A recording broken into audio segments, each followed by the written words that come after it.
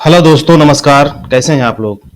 कल आपके बीच में नहीं आ पाए थे कुछ कारणों से। आज हम फिर से आपके सामने आज से जो विभिन्न समाचार पत्रों में दी गई रोजगार और शिक्षा से सूचनाएं हैं आपके सामने लेकर हाजिर हैं।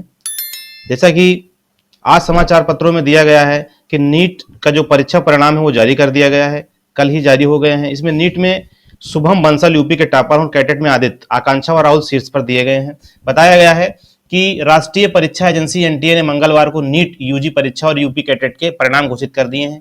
नीट में तमिलनाडु की प्रबंजल जे, आंध्र प्रदेश के बोरा वरुण चक्रवर्ती ने 99.99 परसेंटाइल के साथ पहला स्थान हासिल किया है। यूपी में शीर्ष पर रहे शुभम बंसल को ऑल इंडिया रैंकिंग में 16वां स्थान मिला। यूपी कैडेट परीक्षा 2023 के स्नातक पाठ्यक्रम में देवरिया के आदित्य सिंह, कानपुर देहात की आकांक्षा, मास्टर पाठ्यक्रम और पीएचडी में हिमाचल के राहुल त्रिपाठी अव्वल रहे। जैसा कि कल नीट का जो परिणाम है जारी कर दिया गया है, तो ये छात्र जो हैं टॉपर रहे हैं उसमें से। यदि आप हमारे चैनल पर नए हैं तो इसको सब्सक्राइब कर लें ताकि आप तक प्रतिदिन रोजगार और शिक्षा से जुड़ी हुई जानकारियां आपके नोटिफिकेशन में मिलती रहें, जहां से आप जानकारियों को आसानी से प्राप्त कर पाएं। जैसा कि बताया गया है कि यूपी कैडेट 20 जून से शुरू होगी काउंसलिंग। उत्तर प्रदेश संयुक्त कृषि प्रौद्योगिकी प्रवेश परीक्षा 2023 का परिणाम कृषि कृषि शिक्षा एवं कृषि अनुसंधान मंत्री सूर्य प्रताप शाही ने लखनऊ में मंगलवार शाम 4 बजे घोषित किया। यूपी कैडेट 2023 प्रवेश परीक्षा में सम्मिलित प्रदेश के चारों कृषि विश्वविद्यालयों के स्नातक, मास्टर्स एवं पीएचडी पाठ्यक्रमों में प्रवेश के लिए उपलब्ध 1991, 954 एवं 323 सीटों के सापेक्ष क्रमशः 4889, 1732 एवं 797 अभ्यर्थी काउंसलिंग के लिए आहर पाए गए हैं। काउंसलिंग 20 जून से सितंबर तक चलेगी। तो जो यूपी कैडेट की आपकी काउंसलिंग है वो 20 जून से प्रारंभ हो रही है। जैसा कि नीट का भी कोई कार्यक्रम जारी नहीं हुआ है कि आपकी काउंसलिंग कब से होने वाली है, इसका भी जल्द आपको देखने को मिलेगा। और इसी में और सूचना दी गई है कि नीट में यूपी से सर्वाधिक 1,39,000 अभ्यर्थी सफल हुए हैं। तमिलनाडु व आंध्र प्रदेश के 2 छात्र संयुक्त टॉपर रहे हैं। जैसा कि यूपी इसमें अव्वल रहा है। अब की बार देश के मेडिकल कॉलेज में दाखिले के लिए आयोजित राष्ट्रीय पात्रता सह परीक्षा नीट के नतीजे घोषित कर दिए गए। 2 छात्र संयुक्त रूप से टॉपर घोषित किए गए। नीट में उत्तर प्रदेश के सबसे ज्यादा 1,39,000 अभ्यर्थी सफल हुए।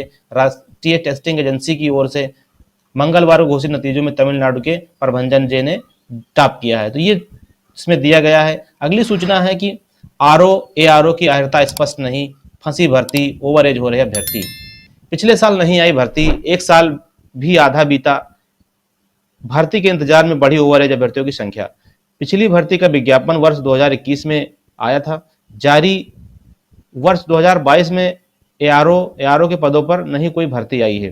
जैसा कि समीक्षा अधिकारी, सहायक समीक्षा अधिकारी आरओ और एआरओ के पदों पर भर्ती फंसी हुई है। इसमें शासन के द्वारा अभी तक कोई स्पष्ट जानकारी नहीं दी गई है। समकक्ष अर्हता को लेकर स्थिति स्पष्ट नहीं की जा सकी है। ऐसी में रिक्त पदों का अध्याचन अभी तक नहीं मिल पाया है। तो इस तरीके से यह भर्ती अभी फंसी हुई है। कब आएगी भी इसका कोई नोटिफिकेशन जारी नहीं किया गया है। अगली सूचना दी गई है कि तेजी से पूरी होंगी भर्ती, बनेगा डिजिटल पोर्टल। ई अध्याचन के माध्यम से भेजा जाएगा रिक्त पदों का विवरण। जैसा कि पहले भी सूचनाएं दी जा चुकी हैं कि अब जो अध्याचन होता है विभागों में कि कितने पद खाली हैं, तो उसको अब डायरेक्ट ऑनलाइन ही भेज दिया जाएगा। उच्च शिक्षा निदेशालय, राजकीय महाविद्यालयों, राजकीय पब्लिक लाइब्रेरी एवं क्षेत्रीय उच्च शिक्षा अधिकारी कार्यालय में कर्मचारियों एवं अधिकारियों की भर्ती प्रक्रिया तेजी से पूरी होगी। इसके लिए डिजिटल पोर्टल तैयार किया जा रहा है, जिसके माध्यम से ई अध्याचन भेजा जाएगा।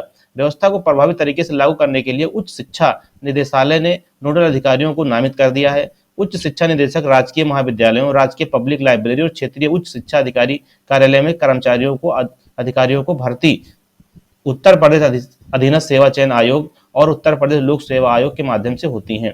अब इन दोनों भर्ती संस्थाओं को ऑफलाइन माध्यम से रिक्त पदों के अध्याचन भेजे जाते हैं। इसमें काफी समय लगता है और भर्ती भी विलंब होती है। अब रिक्त पदों का अध्याचन डिजिटल पोर्टल पर अपलोड किया जाएगा, जिससे ई अध्याचन का नाम दिया गया है। ई अध्याचन अपलोड होते ही भर्ती संस्थाओं के पास पहुंच जाएगा और संस्थाएं इसी आधार पर भर्ती प्रक्रिया शुरू कर सकेंगी। इससे भर्ती में पारदर्शिता भी बढ़ेगी। इस व्यवस्था के संचालन के लिए नोडल अधिकारी भी नामित कर दिए गए हैं।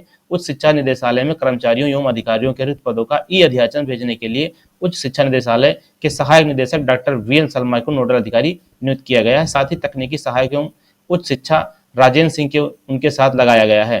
तो ये सूचना इसमें निकल कर आई है कि अब जो अध्याचन है वो ऑनलाइन ही भेजा जाएगा। असिस्टेंट प्रोफेसर भर्ती कट ऑफ जारी हो गया है। उत्तर प्रदेश लोक सेवा आयोग ने उच्च शिक्षा विभाग में असिस्टेंट प्रोफेसर जंतु विज्ञान, वनस्पति विज्ञान एवं असिस्टेंट प्रोफेसर वाणिज्य और डायरेक्टर ऑफ कल्चर में न्यूमेरिकल ऑफिसर के पदों के लिए सीधी भर्ती के लिए इंटरव्यू का जारी कर दिया है। अगली सूचना दी गई है कि अटल विश्वविद्यालय कराएगा बीएससी नर्सिंग की काउंसलिंग।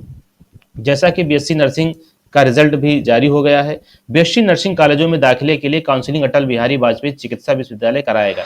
इसकी तैयारियां शुरू हो गई। सोमवार शाम जारी हुए परीक्षा परिणाम में 31,935 को बीएससी नर्सिंग कोर्स के प्रवेश के लिए काउंसलिंग में उपस्थित होने के लिए योग्य घोषित किया गया है।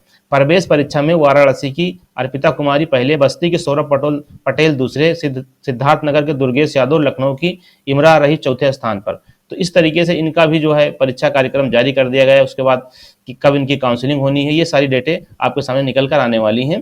प्रदेश में बीएससी नर्सिंग की 13,140 सीटें हैं। इसमें करीब 2,000 सरकारी क्षेत्र की हैं।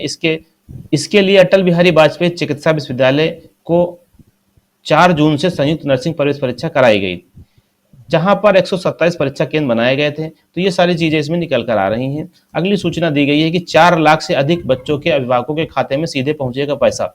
जैसा कि आज परिषदीय स्कूलों में कक्षा 1 से 8वीं तक के बच्चों के लिए नए शैक्षिक सत्र 2023-24 में निःशुल्क यूनिफॉर्म, स्वेटर, स्कूल बैग, जूता, मोजा और स्टेशनरी खरीद के लिए उनके अभिभावकों के खाते में धनराशि दी जाती है।